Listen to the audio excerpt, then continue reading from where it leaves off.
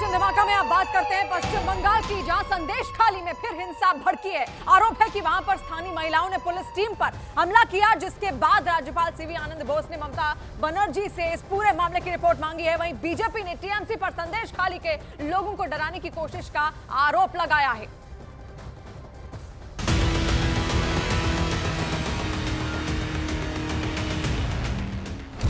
संदेश खाली में फिर शुरू हुआ संग्राम।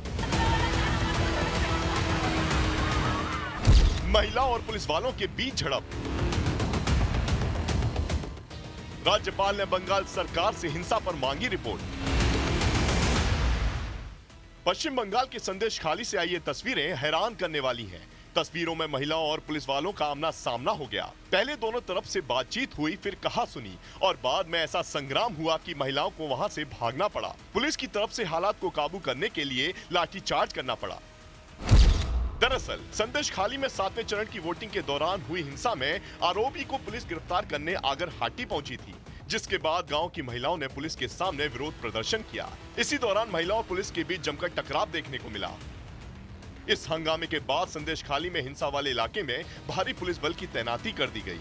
लेकिन इसी बीच पश्चिम बंगाल के राज्यपाल ने इस मामले को संज्ञान में ले लिया, क्योंकि कुछ महीनों पहले संदेश खाली एक बड़ी हिंसा से गुजरा था। चुनाव में भी ये मुद्दा गरमाया हुआ था। इसीलिए बंगाल के राज्यपाल ने मुख्यमंत्री ममता बनर्जी को पत्र लिखकर हस्तक्षेप करने और शांति बहाल करने को कहा। यही नहीं, राज्यपाल ने ममता बनर्जी से संदेश खाली में चुनाव के बाद हुई हिंसा को लेकर तत्काल रिपोर्ट पेश करने को भी कहा। इस बीच संदेश खाली में फिर हुई हिंसा पर बीजेपी एक्शन में आ गई। केंद्रीय मंत्री शांतनु ठाकुर ने कहा कि अगर स्थिति खराब होती है तो केंद्र सरकार हस्तक्षेप कर सकती है। संदेश खाली में ऐसा घटना घटता ही रहेगा, क्योंकि वहाँ का हालत जो है, माँ बेटी बहनों का इज्जत को लेके खेल रहे हैं और इसको प्रोटेक्ट भी करना चाहिए। आज आगे जाके देखते हैं कि सरकार क्या एक्शन लेते हैं इसके विरोध, इसके अगेंस्ट में। अगर खराब परिस्थिति तैयार होता है तो सेंट्रल गवर्नमेंट को भी हस्तक्षेप करना पड़ेगा, ऐसा सिचुएशन आएगा तो। इधर केंद्रीय मंत्री ने ममता सरकार पर सवाल उठाया तो उधर बीजेपी नेता अमित मालवीय ने ट्वीट कर टीएमसी पर निशाना साधा। अमित मालवीय ने पोस्ट किया कि बंगाल में टीएमसी की सरकार संदेश खाली के लोगों को डराने की कोशिश कर रही है। पुलिस टीएमसी के गुंडों के साथ मिलकर लोगों को धमका रही है। इसके साथ ही ये भी आरोप लगाया कि टीएमसी के नेता कह रहे हैं कि 4 जून के बाद वे सभी महिलाओं को विधवा बना देंगे। इधर पश्चिम बंगाल के संदेश खाली समेत कुछ और जगहों पर हुई हिंसा के बाद केंद्र सरकार भी एक्शन में आ गई। खबर है कि चुनावी हिंसा से निपटने के लिए बंगाल में सीएपीएफ यानी केंद्रीय सशस्त्र पुलिस बल की 400 कंपनियां 19 जून तक तैनात रहेंगी। पश्चिम बंगाल में हिंसा को रोकने के लिए तैयारियां भले ही पुख्ता की जा रही हो, लेकिन बीजेपी चुनाव में धांधली का आरोप लगाने से खुद को रोक नहीं पा रही है। बीजेपी नेता अमित मालवीय ने ट्वीट कर दावा किया कि ममता बनर्जी के भतीजे अभिषेक बनर्जी ने अपने निर्वाचन क्षेत्र डायमंड हार्बर में धांधली की है। अमित मालवीय ने वीडियो ट्वीट किया जिसमें ममता बनर्जी के भतीजे के निर्वाचन क्षेत्र डायमंड हार्बर के पोलिंग बूथ पर लगे सीसीटीवी कैमरे को दिखाया। आरोप लगाया कि सीसीटीवी कैमरे में कुछ कैद नहीं हो पाता, ताकि फर्जी वोट डालने के दौरान और धांधली के बीच कुछ भी रिकॉर्ड ना हो। इसके साथ ही उन्होंने अपने दूसरे ट्वीट में एक ईवीएम की तस्वीर शेयर की, जिसमें बीजेपी उम्मीदवार के वोटिंग बटन को टेप से चिपका दिया गया है।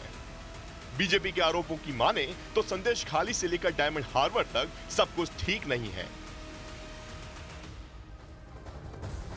वहीं आरजेडी के जगदानंद सिंह ने आरोप लगाया कि एग्जिट पोल का सर्वे एक मनोवैज्ञानिक दबाव है। उनके मुताबिक बिहार में ज्यादा से ज्यादा सीटें महागठबंधन जीतेगी और चौंकाने वाले नतीजे सामने आएंगे।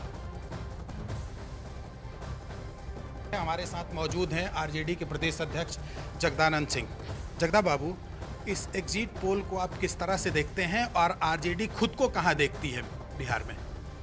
ये फर्जी जो सारी चीज़ों को मनोवैज्ञानिक ढंग से कमज़ोर करने का आधार बना के लोग काम कर रहे हैं, अनेकों बार ये फर्जी साबित हो चुका है। इंडिया शाइनिंग इसी भाजपा का उन्मादियों की सरकार थी और इंडिया शाइनिंग माने भारत भूख से तड़पड़ा रहा था, बेरोजगारी से तड़पड़ा रहा था, किसान परेशान थे, मजदूर परेशान थे और ऐसी जगह में इनको एक चमकता हुआ भारत दिख रहा था।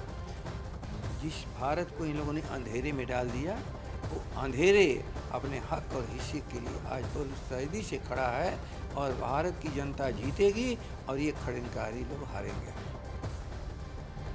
नतीजे से ठीक पहले सियासी पारा फिलहाल हाई है। अखिलेश यादव ने बीजेपी पर लोगों को आपस में लड़वाने का आरोप लगाया, तो वहीं यूपी के मंत्री ओपी राजभर ने कहा कि कांग्रेस और समाजवादी पार्टी मुस्लिम बहुसंख्यकों को हिस्सेदारी नहीं बल्कि नफरत देते हैं। सामाजिक रूप से भाजपा ने देश में सौहार्द बिगाड़ा, व भाईचारा खत्म किया, जाति के खिलाफ जाति, संप्रदाय के खिलाफ संप्रदाय लड़वाया, संविधान द्वारा दिए गए आरक्षण को साजिशन खत्म करने के लिए बेरोजगारों से छल किया। लोग तरसते थे कि हमारा खाता खुल जाए, तो ये सारी सुविधाएं मोदी जी ने जनता को उपलब्ध कराई और जो कांग्रेस सपा बसपा नहीं कर पाई, 33% रिजर्वेशन महिलाओं को लोकसभा और राज्यसभा से पास कराया, तो माननीय नरेंद्र मोदी जी एनडीए सरकार ने पास कराया। ये विपक्ष के लोग क्या बोलेंगे, ये क्यों नहीं कर पाई? ये तो सत्ता में थे ये लोग ना, क्यों नहीं कर पाए? अब मोदी जी तो कह रहे हैं जो महिलाएं हैं उनको हम काम देंगे और लखपति दे दी, 3 करोड़ महिलाओं को लखपति दे दी बनाएंगे।